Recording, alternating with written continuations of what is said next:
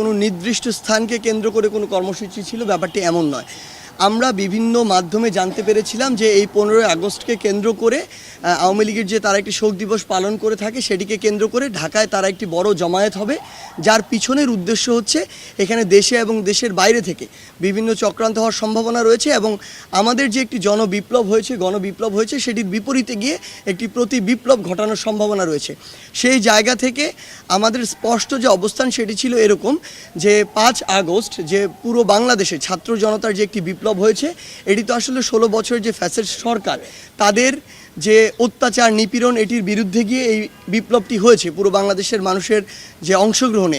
সেখানে এখন যদি প্রতি বিপ্লবটি হয়, এটি হচ্ছে আসলে একটি চক্রান্তের ফলে, দেশে এবং দেশের বাইরে চক্রান্তের ফলে এই যে দেশের ছাত্র জনতার যে বিপ্লব সেটির বিপক্ষে গিয়ে, অর্থাৎ ছাত্র জনতার বিপক্ষে গিয়ে একটি চক্রান্তর মাধ্যমে হবে, যেটা আমরা হতে দিতে পারি না। সেই জায়গা থেকে আমাদের জায়গা থেকে কর্মসূচিটি ছিল এমন যে আমরা ঢাকা সহ দেশের বিভিন্ন জায়গায় আসলে শান্তিপূর্ণ একটি অবস্থান করব। আপনারা দেখেছেন, আমি নিজেও, আমরা কয়েকজন সমন্বয়ক সহ শাহবাগে ছিলাম। আমরা যখন শাহবাগের মোড়ে যাই তখন আমাদেরকে কিছু আইনশৃঙ্খলা রক্ষাকারী বাহিনী বা কিছু আর্মি অফিসার এসে অনুরোধ করে যে এখানে যদি আজকে আমরা কর্মসূচি করি 4 রাস্তার মোড়ে, তাহলে মানুষের ভোগান্তিটি বাড়বে। তাদের কথা শুনে আমরা সাথে সাথে, আমরা সেখানে 1 মিনিটও দাঁড়াইনি, সাথে সাথে আমরা জাদুঘরের সামনে চলে এসেছিলাম যে মানুষের আসলে দীর্ঘ 1 মাস ধরে বিশাল একটি ভোগান্তি হচ্ছে, সেই ভোগান্তিটি আসলেই কমানো প্রয়োজন দেশের স্থিতিশীল অবস্থা নিয়ে আসার জন্য। আমরা সরে এসেছি সেখান থেকে।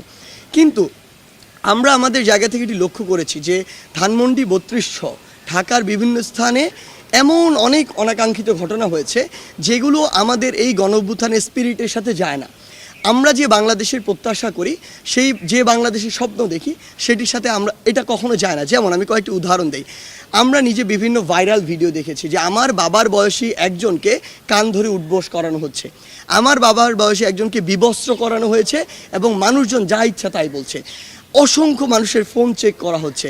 আমি দেখেছি আমার মায়ের বয়সী একজনের গায়ে হাত তোলা হয়েছে। এরকম অসংখ্য অনাকাঙ্ক্ষিত ঘটনা ঘটেছে। আমরা সাংবাদিক ভাই বোনদের উপরে হামলার বিভিন্ন ঘটনা প্রত্যক্ষ করেছি।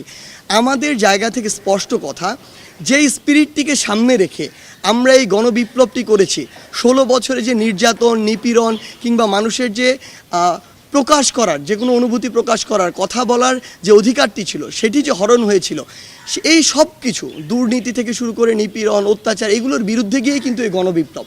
এটার কারণ ছিল যে আমরা আসলে এমন কিছু একটা, এমন নতুন একটা বাংলাদেশ চাই, যেই বাংলাদেশে আসলে সবাই সবার কথাটি বলতে পারবে, সবার মত প্রকাশ করতে পারবে, যে যে ধারায় বিশ্বাসী সে অনুযায়ী কাজ করতে পারবে এবং তার এই স্বাধীনতাটি থাকবে। আমরা আওয়ামী লীগের সময় বিগত 16 বছরে যে বিষয়গুলো দেখেছি, যে আপনি আওয়ামী লীগ ছাড়া অন্য যে কোনো দল যদি করতেন, আপনাকে মামলা দিয়ে হয়রানি করা হয়েছে, কিংবা আপনাকে একটি মিটিং করতে দেওয়া হয় নাই, আপনাকে জেলে কিংবা আদালতে চক্কর কাটতে হয়েছে। এই সামগ্রিক বিষয়গুলো আমরা আমাদের জায়গা থেকে বিশ্বাস করি যে এগুলো হওয়া উচিত না। কিন্তু গতকালকে আমরা এমন বেশ কিছু চিত্র দেখেছি যেই জায়গাগুলোতে আসলে স্টুডেন্টদের কিছু পার্টিসিপেশন ছিল। আমরা জানি না যে ওই স্টুডেন্টরা আসলে কোন মতাদর্শ ধারণ করে, ইভেন আমরা তাদেরকে এখানে আসলে ডিফাইনও করতে পারবো না। কিন্তু আমাদের বৈষম্য বিরোধী ছাত্র আন্দোলনের প্ল্যাটফর্মের আমরা সকলে একসাথে বসে কথা বলেছি, যখন রাতে আলোচনা করেছি, আমরা আমাদের জায়গা থেকে স্পষ্ট বলি, আমরা খুঁজছি যে এগুলোর সাথে আমাদের কোনো সমন্বয় কিংবা সহসমন্বয় যুক্ত আছে কিনা। আমাদের জায়গা থেকে স্পষ্ট ডিসিশন, আমরা খুঁজে তথ্য প্রমাণের ভিত্তিতে যদি সিঙ্গেল একজন সমন্বয়ক বা সহসমন্বয়ক পুরো বাংলাদেশে পেয়ে থাকি, এটার সাথে যুক্ত কোনোভাবে, আমরা তৎক্ষণাৎ তাকে আমাদের ওই কমিটি থেকে, ওই টিম থেকে বহিষ্কার করব। এটা আমাদের প্রথম ডিসিশন। দ্বিতীয় ডিসিশন ওই জায়গাটিতে আমাদের, যে এরকম কাউকে যদি আমরা পাই যেই ঘটনাগুলো অতিরঞ্জিত হয়েছে, আসলে ওই ঘটনার সাথে সম্পৃক্ত, এবং ভবিষ্যতে যদি এমন অতিরঞ্জিত কোনো ঘটনা হয়, তাহলে এই রিলেটেড সকলকে আইনের মাধ্যমে, কারণ তারা মানবাধিকার লঙ্ঘন করেছে, তারা যে কাজটি করেছে, মানে একজন মানুষকে বিবস্ত্র করা থেকে শুরু করে গায়ে হাত তোলা, এগুলো কোনো দিন আইনসঙ্গত নয়। সেই জায়গা থেকে তাদের আইনগত ব্যবস্থা নেওয়ার জন্য যা করা প্রয়োজন, একটি প্রেশার গ্রুপ হিসেবে বৈষম্য বিরোধী ছাত্র আন্দোলন সেই কাজটি করবে। এবং আমাদের যেমন 2 জন ছাত্র প্রতিনিধি আসলে অন্তর্বর্তীকালীন সরকারে রয়েছে, সেই জায়গাতেও তাদের মাধ্যমে যেভাবে বিচার নিশ্চিত করা যায়, আমরা সেই কাজটি করব।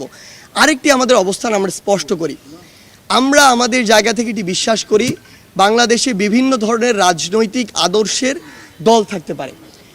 2013 সালে আমরা দেখেছিলাম হেফাজতে ইসলাম যখন তাদের মতিঝিলে এই যে সমাবেশটি করেছিল, ওই সময়ে পুলিশকে কাজে লাগিয়ে, পুলিশকে অপব্যবহার করে আওয়ামী লীগ তার ক্ষমতার অপব্যবহার করে অসংখ্য আলেম ওলামাদেরকে কান ধরে উঠবস করিয়েছিল। সেই সচিত্র ছবি এবং ভিডিও এখনও আমাদের কাছে আছে। আওয়ামী লীগ যা করেছিল তার ফল আওয়ামী লীগ এখন ভোগ করছে, ভবিষ্যতে ভোগ করবে। কিন্তু সেম কাজটি আওয়ামী লীগ যাওয়ার পরে আরেকজনের যদি ওই নির্যাতকের ভূমিকা অবতীর্ণ হয়, সেটি আমরা কখনো মেনে নিব না। সেটির জন্য আমরা কখনো এই যে গণঅভ্যুত্থানটি হয়েছে সেটি কখনো করিনি। আমাদের জায়গা থেকে স্পষ্ট বার্তা, ওই 15ই আগস্টে ওই ধানমন্ডি 32-এ কেউ যদি আসলে তার শক্তি পালন করতে চায়, একটি ফুল দিতে যেতে চায়, আমরা তাকে আমাদের জায়গা থেকে বাধা দিতে পারি না। এটি তার ব্যক্তিগত জায়গা। সবচেয়ে বড় কথা হচ্ছে, এই স্বাধীন বাংলাদেশে যখন যে ক্ষমতা এসেছে তখন শুধুমাত্র তার যে সুপ্রিম যে মানুষটি ছিল তাকে শ্রদ্ধা জানানো হয়েছে, বাকিদেরকে শ্রদ্ধা জানানো তো দূরের কথা, বরং ছোট করা হয়েছে। আমরা বিগত আওয়ামী লীগের সময় দেখেছি বঙ্গবন্ধুকে কিংবা শেখ মুজিবুর রহমানকে বঙ্গবন্ধু থেকে শুরু করে যত বিশেষণে বিশেষায়িত করা যায় সেগুলো করা হয়েছে, এবং অতিরঞ্জিত অনেক ঘটনা নিজের মন মতো করে বানানো হয়েছে, ইতিহাস সাজানো হয়েছে। অপরদিকে আমরা যদি দেখি শেরে বাংলাকে ফজলুল হক, মাওলানা আব্দুল হামিদ খান ভাসানী, হোসেন শহীদ সরওয়ার্দী, জিয়াউর রহমান থেকে শুরু করে তাজউদ্দিন আহমেদ পর্যন্ত এই মানুষগুলো যতটুকু ন্যূনতম সম্মান প্রাপ্য কিংবা ইতিহাসের যে জায়গাটুকু তারা ধারণ করে সেটুকুও তাদেরকে দেয়া হয়নি।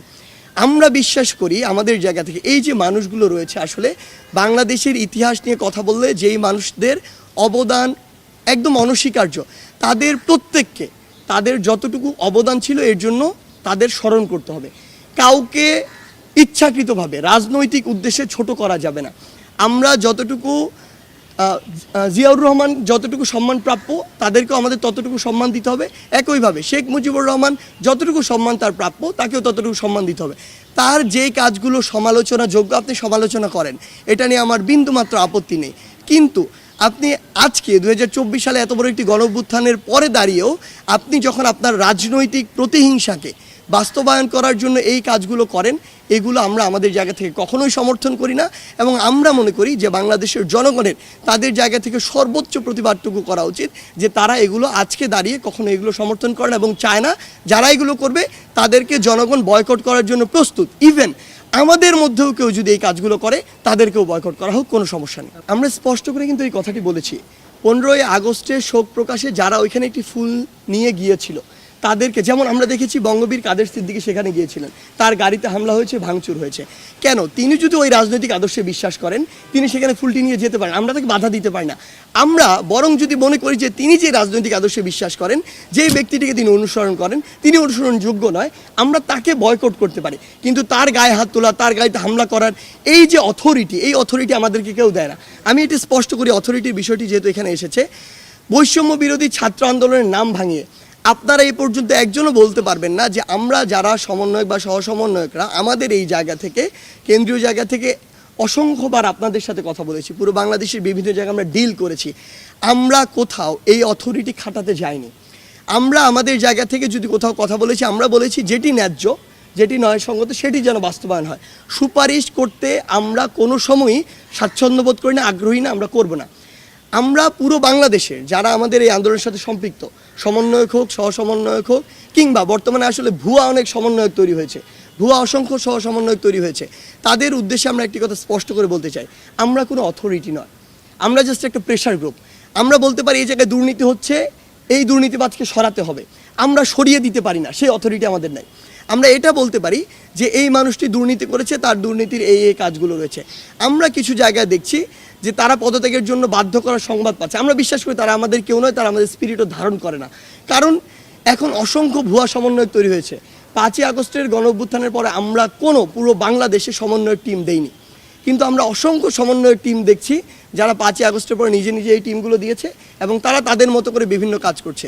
আমরা মনে করি হয় তারা ব্যক্তিগত স্বার্থের জন্য এটা করছে, হয় তারা মানুষকে হয়রানি করে লুটপাটের জন্য কিংবা অর্থ আত্মসাতের জন্য করছে, অথবা রাজনৈতিক তাদের কোনো উদ্দেশ্য রয়েছে, অথবা এমন হতে পারে যে তারা নির্দিষ্ট কোনো একটি গোষ্ঠীর প্রোপাগান্ডা করছে আসলে দেশকে অস্থিতিশীল করার জন্য।